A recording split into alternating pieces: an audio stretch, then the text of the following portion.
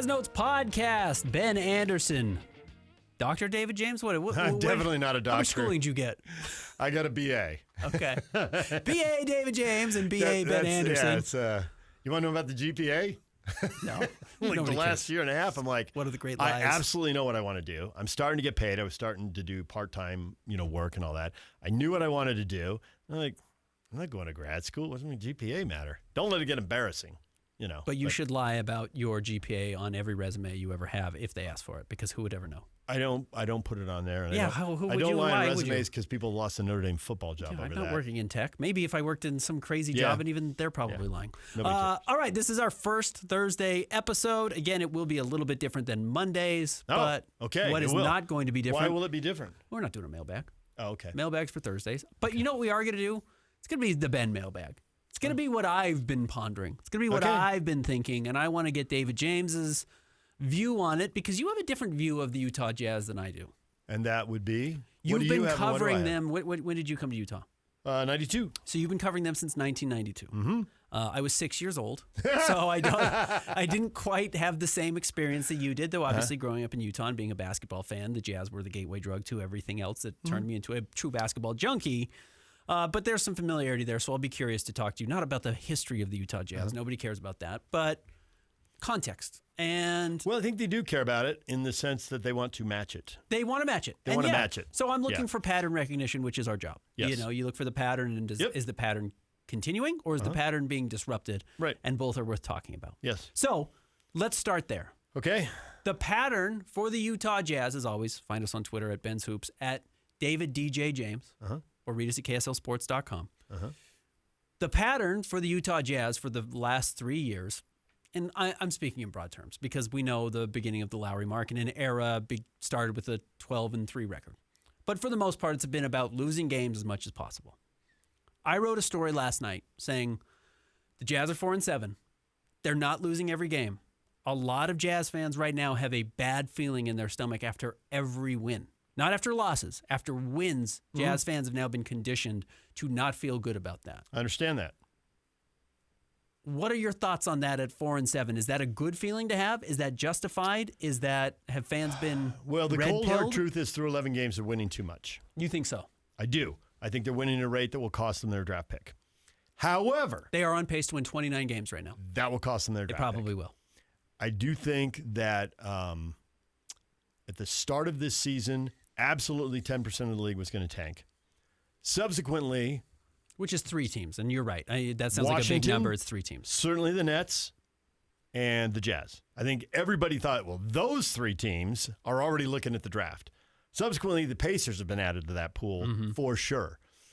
Oddly, the New Orleans Pelicans are added to that based on record, but not based on motivation because they don't actually have their pick because Atlanta has it because they oddly traded it for... Because Joe Dumars is an idiot. Derek Queen. Yeah. Although Queen just had his best game as a pro Wednesday night, it's like Joe Dumars has to be thinking, I need 50 more of those. Yeah, I worry Derek Queen's best game may not be better than Cam Boozer's worst game is the problem. I think the whole league is doing a little bit of the old head scratching thing. Like, what is he doing? That's not a bad move. That's a spectacularly horrific move. Yeah, people aren't debating whether that was a good idea or not. It was almost universal. Well, he shouldn't have done that. No, that's your franchise might move type of trade. Well, you're in Nico Luka. Territory there. Yeah. There was a thing, a lot of people who follow us probably still follow Tony Jones. I was going to say the late, great Tony Jones, but he didn't die. He just moved to Philly. Yeah. The late, great Tony Jones. Leave the joke out. And he was, and I don't even remember what the deal was. Actually, I think the original tweet had been deleted, and I never found out what it was. But he said, there's no point. And so I interjected myself in it for no other reason than I was bored between periods at a Mammoth game.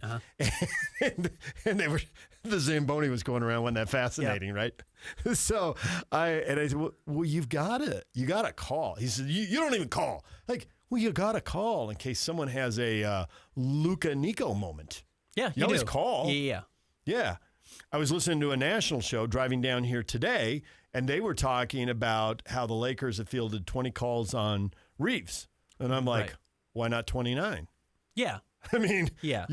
you're at gym. What else you got to do? Yeah, Pick that's up your the phone job. and call him, right? That is your job. Yeah. So yes, and then you hope you find the pigeon. When you find the pigeon, you take advantage, and it sets your franchise way ahead, and it sets them way back. And yes, the Lakers are way ahead because they have Luka, and the Mavericks are way behind. You might get a steal, and I flippantly said, what else you got to do? They've got 1,000 things to do. But one thing is to keep talking because a deal might emerge that you hadn't originally thought of. So to bring this back to the Utah Jazz. So they are winning too much. This is what the Thunder thought. They thought maybe the Jazz were the pigeon. They were giving up an unprotected first-round pick or top 8 protected first-round pick with a lack of foresight. By 2026, might have a good draft, and maybe the Jazz deliver us a lottery pick. And the Jazz, I do think, because you know Austin Ainge very well. I know him a little bit. I've only met him recently, but you've known him dating back to his days playing at BYU. He's a smart person. Yeah. Austin Ainge is not. He didn't make this trade. He didn't.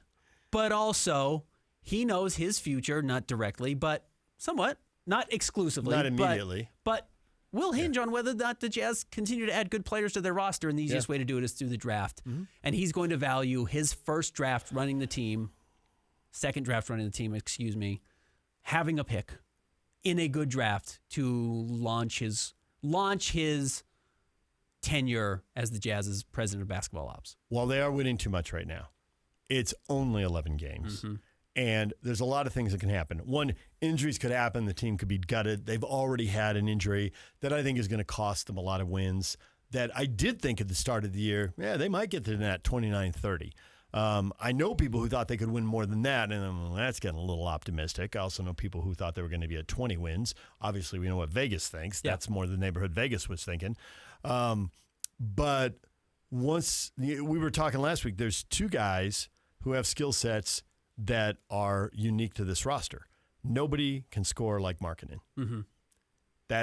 If he gets hurt or they sit him, they lose scoring punch they cannot replace. They don't have a 30-point per game and no guy. one can defend the rim the way Kessler can. Yeah. So if he gets hurt, which he now has gotten hurt, mm-hmm. they're gonna get beat. They're gonna give up a lot more layups and dunks. Teams are gonna attack the rim. They're gonna be forced to collapse as a team, and they are gonna give up open perimeter shots. There's a lot of nights where that's gonna happen. Also, here's the other thing: their schedule was clearly front loaded with wins. Clearly, the Jazz schedule. Yeah. Clearly. So while this is a pace that if they sustain, the schedule is going to get tougher. There is really no hint that they're going to sustain this against better teams. Now, I think the worry is I've seen speculation that by the time we get to the end of the year, there'll be 8 or 10 teams dumping games. We're at 4 for sure now. We can see 4 for sure, and maybe New Orleans just simply isn't capable of anything mm-hmm. other than getting punched in the face 3 or 4 times a week. So maybe there's 5. And here's where I think the danger lies for the Jazz. I think that although we've always thought, the playoffs are a much higher level of play than the regular season, even inside the regular seasons, there are moments where teams coast in games. There are specific games where teams are now coasting, mm-hmm. and there are stretches of the season where teams coasting. If I had a young team, much as Will Hardy does, and I don't know because I don't get to talk to Will one-on-one. You do, I think, maybe occasionally, which is why we have lunch every week. You're valuable. Yeah, right. That's not true. But just going off what he says in his 5 o'clock availabilities and in his post-game availabilities, the way I hear him talk about this team is the way I think I would talk about it if I were in his shoes. And I think he is super careful the way he criticizes the team in the post-game. But the criticism is there if you listen closely. Mm-hmm. And I know you do. Mm-hmm. But he's careful not to call out individuals because that never works out well for NBA coaches. It A, ends their career, and B, tends to break players mm-hmm. Who maybe aren't as mentally Ben tough Simmons as you'd like to think. Yeah, right. Yeah. In Jazz history, he's trying to avoid a mistake Jerry Sloan said he made with Deshaun Stevenson. Okay. Left him on Vince Carter, gave him 47 points, thought, hey, just the more reps you get, you'll figure it out. Jerry didn't hold him against him. Jerry knew the score, but Deshaun took it really hard. And Jerry's like, boy, it took 2 months to get him back from that. Yeah, right. I made a mistake there, So I think he's trying to avoid those moments, but he's clearly calling the team out as a group. And I think, I know we're going to get Ace Bailey in the starting lineup. When Will Hardy says, well, we're having problems with straight line drives. He says it in this technical nature, like he's no, he's every 6th grade coach in the world. Mm-hmm. Stay between your man and the basket. Yeah. This is so bleep and basic. Why do I have to say it? and there's freshmen and sophomore and JV coaches, boys and girls, high schools all over the state. We're like, you can't. You got to stay in front of your player. You got to. Yeah. You got to defend your butt between them and the hoop. Yeah. And that's what he's saying. But he's trying to say in this. So they have major flaws. Like if you can't stay in front of your guy and you don't have Kessler at the rim, they're gonna go on losing streaks here. Let's look at a couple of numbers really quick, not to be too boring with numbers, but hit me. The Jazz do have had, I should say, the easiest strength of schedule in the NBA so far. I did not know that number. I completely believe it. And that's because they have played teams with bad winning percentages. A good sign or a bad sign, depending on whether you want them to tank games, because I know there are people saying, well, we can tank and hold on to the pick, but we're going to still end up drafting ninth and not get a game changer, and what are we doing here? I get that argument, right? If you want them to lose games and preserve that pick and maybe land in the top 3 if they get lucky, the games that I would point to are the losses to Phoenix and Charlotte. Those are not good basketball teams. They may have good records for a while. They may simply be the bottom of the middle and get there by beating consistently bad teams. But there's nothing special about Charlotte and Phoenix. And the fact they lost those games suggests that they really can't sustain this. The Jazz have played 3 teams so far this season with records above 500. Do you think you could name them? I couldn't tell you who they were because I was surprised because I'm also not tracking standings this early. Right. Well, I mean, like Atlanta is 500. Now they're game 12, so they don't count in this. They don't count this. But I wouldn't have think of Atlanta as that. But they are 7-5. I did happen to look. So did they play Houston already? They've not played Houston. Now, who did they play? Detroit. Oh yes, Detroit's off very to a good. great start. Minnesota. Is Detroit still 1 in the East? They are number 1 in the East. Yeah. They're 10-2. Yeah. And the Jazz gave them a good fight. And they played Minnesota twice. Played Minnesota twice. And they played Phoenix. And Phoenix is 7-5. So if you're looking at, do the Jazz have a quote unquote so that's good 5 win games this season against 3 clubs? That's 5 games. It is. Yeah. So those are some tougher teams. The rest of their teams have been some of the worst, including the Sacramento Kings and the Los Angeles Clippers and some of these teams who have not gotten off the mat yet. The Clippers. There's a team that may not get off the mat. And may not. Charlotte. They're one of those. How do we go from 4 teams dumping games to 8 or 10? Keep your eye on the Clippers. That's a team that might do it. Charlotte's right there with the Jazz at 4-7. The Jazz may regret beating Phoenix and the Clippers early in the season. Yeah. Because what do we know? And you caught the Suns without Jalen Green, and maybe Jalen Green's out all year because he's got a hamstring thing.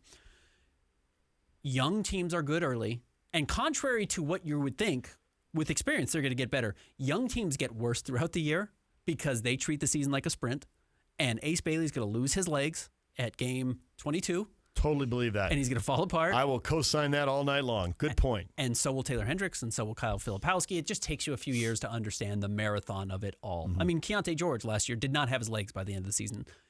It's why they fall apart. And veteran teams get better. So when you beat a couple of veteran teams early in the season, those might actually be losses that do hurt you in the standings. But you're young. You're going to come out of the gate with your hair on fire and play great. And it's why you generally win your home opener, and the Jazz did this well. So that's the first number I want to look at is the Jazz have had the easiest schedule so far in the NBA and have the toughest remaining. Now, it balances out because everyone plays 82 games, but that if you're a Jazz fan who's worried about winning too many games, there's some L's coming. Schedule has been in your favor. Yeah.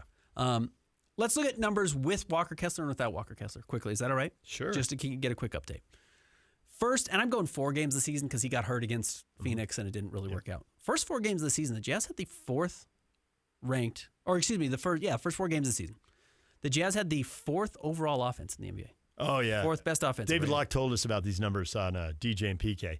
And since then, what's happened? I missed the interview. Since then, what's happened? Last 7 games, which includes the Phoenix game, the Jazz are bottom 5. Yeah. The Jazz have gone from an offensive rating of 120.5 down to 108.3, 12 points per 100 possessions, which is massive. That is a massive drop, and there's a couple reasons there. One that you pointed out, I think that you're about to point out, and one that Locke pointed out.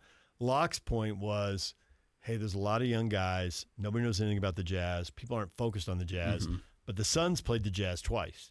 And because they lost the first one to a team that they widely perceive as being horrific and way too young to win, they were super pissed and were determined to come back the second time.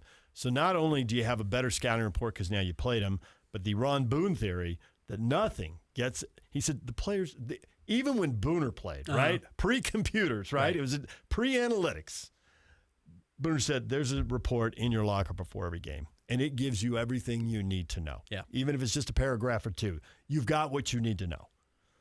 And he said, but in the first 30 games, do guys pay attention to it? He says, tell me which teammate you're talking about, and I'll tell you how much attention they pay to it. A little, a lot, none at all, a ton, whatever, right? People all over the spectrum. He said, if you get embarrassed by a guy and you get past 30 games, you play the team the second time, he says, now everybody but the knuckleheads pay attention, and the knuckleheads will be out of the league. Because nobody wants to get humiliated a second time. So the fact they saw Phoenix a second time, Locke thought that was a big deal. And once everybody sees how Phoenix did it, coaches who are preparing and know shortcuts, we all know shortcuts on our job. And the coaches are like, the Jazz have been lighting people up. Phoenix figured it out. What did Phoenix do? Yeah. Right? I mean, they just cut right to it. And it's not complex. It was going back to Will Hardy, stay between your man and the basket. And the pressure that Kessler puts, hey, the lob, the dunks, the easy points he's going to get, those are going to be hard to replicate. Ironically, the Jazz's defense, not ironically, but as opposed to the offense going from, what did I say, fourth best to fifth worst. Defensively, with Walker, the Jazz had the 20th ranked defense in the NBA, which is a significant climb from last year when they were 30th. In fact, the last two seasons they've been 30th in the NBA. They had climbed to 20th, so 9 teams were behind them, which is a good sign, or 10 teams technically behind them. Without Walker, they are at 23rd. So they actually have not dropped off dramatically. Their defensive rating went from 116 to 119. So it slipped, and 3 points over 100 possessions is a lot over the length of a season. But kind of interesting. He's had a much bigger impact on the Jazz's offense than he has defense. Well, when you're getting beat in the straight line and he comes to help and they throw it for an open 3 and they make it, you've given up 3 points. Correct. Now that he's not there and they lay it in, it's 2 points. Yeah, right. So there are little things built in there. They should be worse defensively without him, and they are, but not as dramatically. All right, let's take a quick break. When we come back, let's talk about Ace Bailey and maybe even Isaiah Collier, who I think has been really good the last couple of games as well. Stick around. More Jazz Notes coming up next. Welcome back to the Jazz Notes podcast. Ben Anderson, David James. Again, this is new. We're going to be recording this every Thursday throughout the season, so make sure you stay tuned to Chandler and I on Mondays and David and I on Thursdays. We're not going to do a mailbag in the second half of the podcast, which is what we do on Mondays, but David and I are going to continue to break down what we've seen recently. And the big story over the last week is that Ace Bailey has broken out. Ace Bailey has returned to being the player we saw the first 2 games of the preseason and what Jazz fans hoped they were getting with the number 5 overall pick on a kid who was the number 2 overall recruit coming out of Rutgers and was probably paid $4.5 million, whatever he was in college, to do exactly what he's doing right now for the Utah Jazz, which I think is a really good sign. I'm a little surprised he's in the starting lineup now because I thought they'd bring him along slowly. It's cautious. It's the way this franchise seems to roll. It seems to be baked into the DNA. Let's not force feed him. Let's not. I thought that he's looked pretty good, though. I mean, I'm trying to grade on a curve here and be super diplomatic. Yeah, there's no point in crushing 19 and 20 and 21-year-olds. We there's going to be a bunch of flaws, and we know that. So let's not go nuts over them, even though they're there and they're real and they need to be fixed. But let's not go nuts. So I guess that's the diplomacy in this. But I think that in general, he's looked good. I also think in general, there have been times where this team, for reasons I am not clear on, has been horrific. Let's not be diplomatic. Let's call it like it is. Horrific. Yeah, they're down 20 in every single game. Ridiculous. They're going to be down 20 and tonight against the Atlanta Hawks. This is where Will says the truth but tries to be diplomatic. There's a stretch in a game where, we just lose control of the game. Like, there's a stretch in the game where we know what in the bed, and it's freaking awful, and I throw up in my mouth watching it. We've addressed most, if not all, of these issues in shoot-around, in practice, in film. What the bleep is wrong with you clowns is what I think he'd like to say. It's what I'd like to say, so I just said it. Because, the starters get out there, and I think it was actually in Phoenix where for like 6 minutes, it was back and forth. Yeah, and it's only 6 minutes in an NBA game. And it's back to my point about not all minutes are created equal.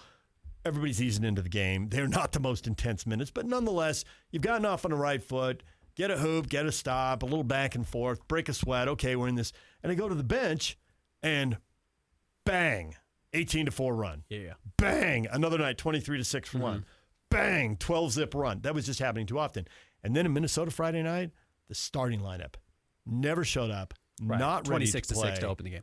26-6 in 5.5 minutes of the quote-unquote easiest minutes. And it started in the first 8 seconds, which I think it actually started in the first 4 to 5 seconds. But I went back and checked the official box. There was a tip, and the Jazz won it. And that was the last bleeping thing they won for a long time. Because they turned the ball over immediately? Keone caught the ball. Looked like he didn't know what to do with it. Should I pass it to someone else who's the point guard? Am I the point guard and I set it up? And while he's standing there holding the thing like an egg, somebody, I don't even remember who. Yeah, McDaniels or somebody. Yeah. Maybe comes by, rips it out of his hands, two dribbles, bam, dunk, crowd erupts. Yeah. Like, what are you guys doing? And that was like right out of the gate.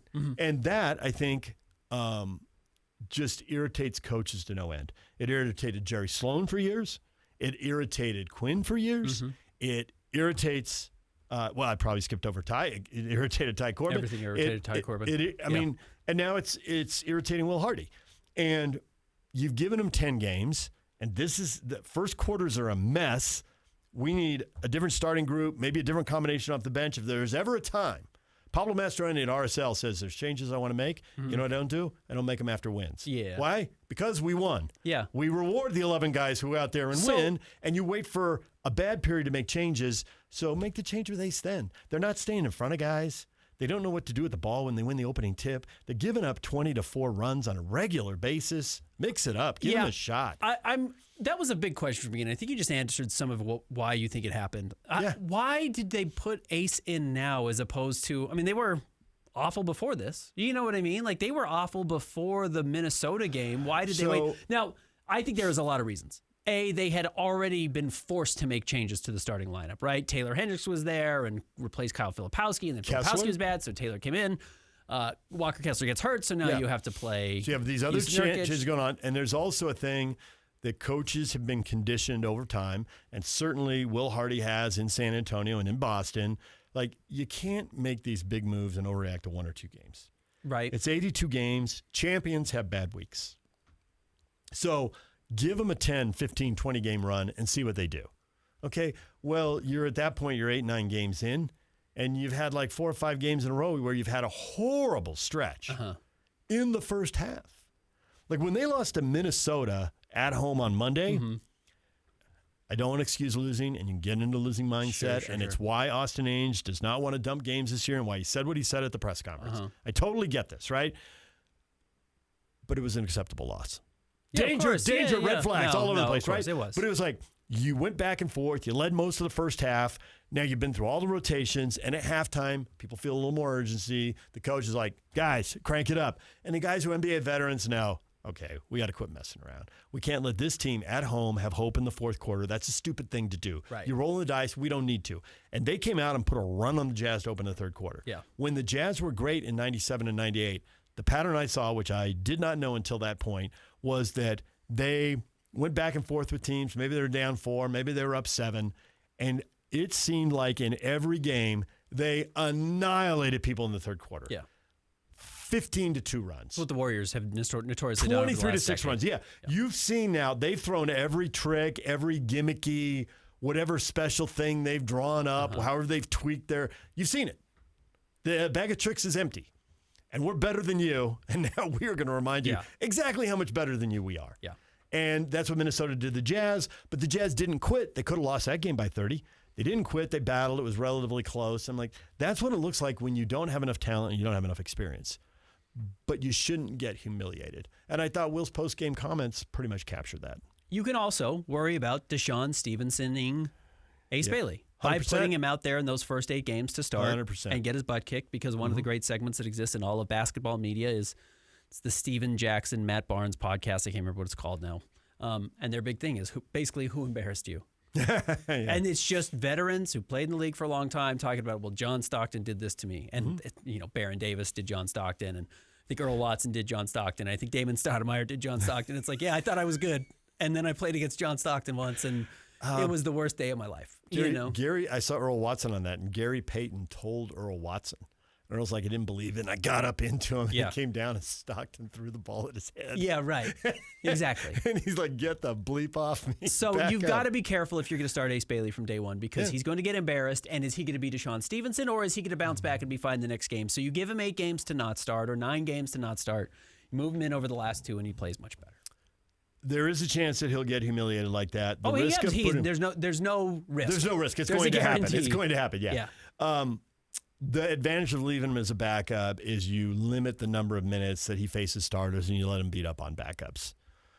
But I think he's pretty good, and I don't think normal rules apply to him, and he will have to go through some of it. But, he's got advantages other people don't have. Deshaun Stevenson didn't have that extraordinary kind of size. He's kind of average in size. Great athleticism, not great size. And when you're looking for people who can stay in front of people, Ace's athletic ability, given his height and given his wingspan, this dude ought to be able to stay in front of people. And the cool thing is, I don't think they have to take him out of the starting lineup. And this is tricky because he's such a young player, but I don't think they have to take him out of the starting lineup based on who else needs to be in the starting lineup, because he can match up with multiple people and he's got multiple skill sets. So positionless basketball, we're talking about guys like Ace Bailey. There are guys who have a position. I don't think that's Ace. Not in the long run. I think he's a 3 offensively because he can't dribble. He truly cannot dribble. It's kind of shocking to watch, but how about he can guard whoever he wants to. He can't dribble now as well as you'd like, but he will be able to. You would certainly hope so. He's going to have to learn because it will really limit his upside. But he can guard 2s and 3s right now, which is great because that way you can get him on the floor with basically whoever else the Jazz have. Dribbling, cones, 10,000 reps. Yeah. Oh, yeah. And if he spends a summer zigging and zagging around cones with a coach yelling left, right, left, making him switch hands on whenever voice command, he'll get way. And that's going to be his thing. Yeah, you can learn to dribble. There are some things you can't learn to do. He will learn to dribble. Victor Wembanyama was dribbling all over the place early in his career, and now is much tighter. It's like, well, and he's 7'5" plus. Yeah. Ace is 6'8". He will learn to dribble. That's not a big deal. I'm just saying where his flaws are right now and what could limit him. But you're right. His ability to defend right now 2s and 3s, and eventually that will be 1, 2s, 3s, and 4s in the NBA is going to make him really versatile and easy to put players next to him regardless. Maybe even 1s and 4s now, depending on the opponent, depending on whether it's a starter or a bench person. He might even be ready to do some of that, depending on who it is. You know what is funny? One of the reasons I think actually why he got moved into the starting lineup, and this is just my guess, but I think a lot of people saw it. If you watch the fourth quarter against the Minnesota Timberwolves, they put him out there, and not the reverse dunk, not the fadeaway jump shot. It was the number of times he ran down the court as obviously the most important player on the roster, playing in garbage minutes and not touching the ball over and over and over, and trying to make good defensive plays, where generally you make a good defensive play, you reward that person by they get the ball on the other end. And he doesn't touch it. And he doesn't touch it. And he doesn't touch it. And when you go back and watch the film on Saturday and Sunday, because the Jazz don't play again until Monday, and Will's watching it, and Austin's watching it, and Danny's watching it, and Justin Zanuck's watching it, and Ryan Smith is watching it, and they say, what did we give up last season for? Was it for the 19-year-old super mega prospect not to touch the ball ever in the fourth quarter? Yeah. Or do we need to put him in a spot where he's going to get touches because it actually moves like a team and it's not everyone just trying to get theirs to prove they belong in the NBA next season? But it's impressive if someone keeps hustling, keeps defending, even when they're not getting rewarded with touches and shots. Sure. That goes to the right attitude. Now, that attitude could be there because, A, that's just who he is, maybe. B, it could be there because he's a rookie thinking, coach has been mad. We're losing a lot. We're sucking. I'm not going to get yelled at in the film session like player A, B, C, D did in a previous film session. I don't think I fully appreciated that until Alec Burks. And they were asked Alec what his goal was. And they were talking like big picture.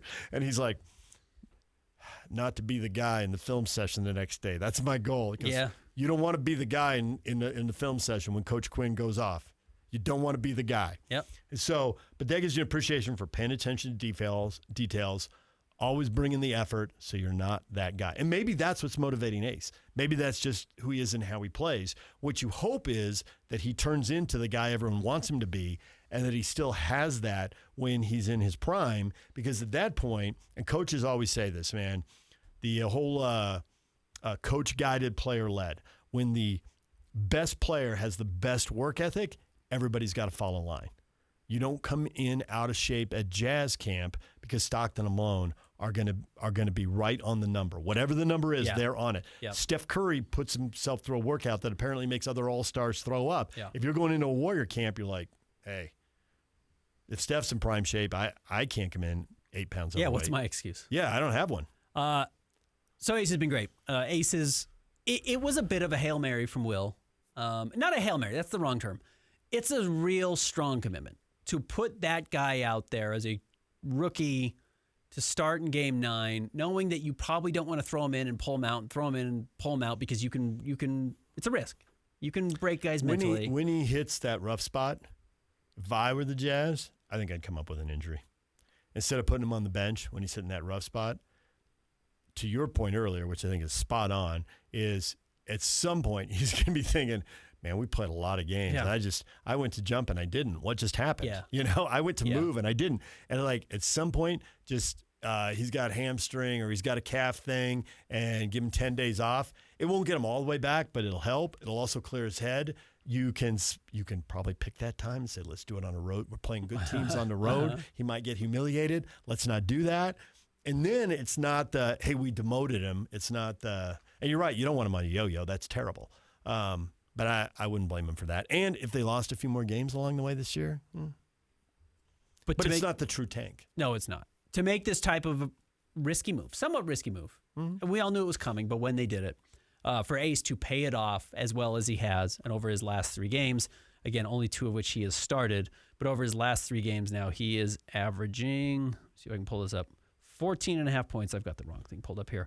14.5 points. I think it's 6 rebounds a game. Yeah, but look at his minutes. They're up too. He had a lot of games where he was playing 13, 15 minutes, and now he's playing 24, 26, 28 minutes. He's averaging 26 minutes a night over his last 3. He's averaging 14 points, 5.7 rebounds, 2 assists, which is a much bigger number than I expected from him, 1.3 steals, and then, of course, he's shooting 48% from the floor, 40% from 3, 90, or 1,000%. So the 2 assists surprises you?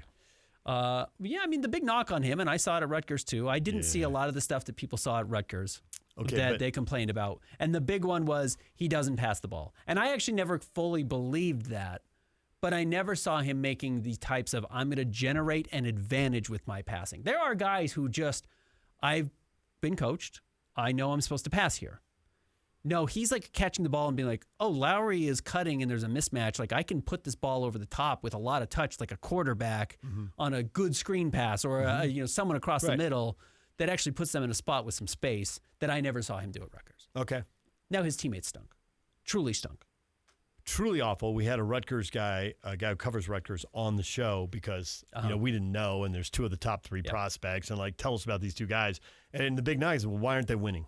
Why aren't they winning? I mean, red flags on Ben Simmons. Go back. Why should you have known? Well, he didn't. LSU, SEC. Yeah, it's not that hard to get to the NCAA tournament from the SEC or especially from because they were LSU. Cheating to get players. Yeah, they should have been really good. So shouldn't that have been a red flag? So is this a red flag at Rutgers? To which the B guy said, they spent all their NIL on 2 guys, and the rest of that roster really isn't in the same league, doesn't belong on the same floor. So I get the lack of assists there. I think you come in as a rookie, and even your agent is telling you, make sure you pass the ball. Don't be that rookie. Yeah. And you get some assists in the NBA game by throwing the ball ahead on a break. You get some assists in the NBA game by swing to the corner for the depending on where you have him standing. So I didn't think 2 wasn't really turning my head. I mean, I also agree that, and I didn't expect him to have 5 because that's not who he is or why he is. Yeah. And what he's doing. I think it's the fact that he's looking for them. Okay. And not accidentally getting them. Well, and the occasional quality assist. Like, okay, he actually saw the floor. He saw something ahead of time, right? All right. Quickly, Isaiah Collier. He's been back in the lineup since we last talked. 3 games. I thought he was terrible on Friday in Minnesota, despite the fact that his numbers were okay. And then I think What was terrible? 4 turnovers. He was maybe the main culprit of why Ace Bailey wasn't touching the ball in the 4th quarter because I think he was looking to get his numbers now, to get his legs under him, which I actually do understand. You're trying to get back on the floor. The game's out of hand. I've got to get back into my rhythm, and this is going to be my opportunity to do it. I think he might be the Jazz's second best player over the last 2 games, including Ace Bailey. Lowry's one because Lowry's the best player on the floor every night he takes it. I actually thought against Minnesota in the 2nd game, he was totally in control. 7 assists, 5 points, 2 of 3 shots. He's not looking for anything that's not there. And then against Indiana, I thought he was incredible. 14 points, 11 assists, 6 rebounds, 5 of 6 from the floor, hit one of his 2 threes. I don't know what to make of Isaiah. So much of his game is going to come down to whether or not he hits threes. It's just the league. I wish it was something different than that. I wish the league had more nuance than that. It really doesn't. If you can't shoot threes, you can't be a point guard. If he can make them at 33%, 35%, it's probably good enough because of what else he does.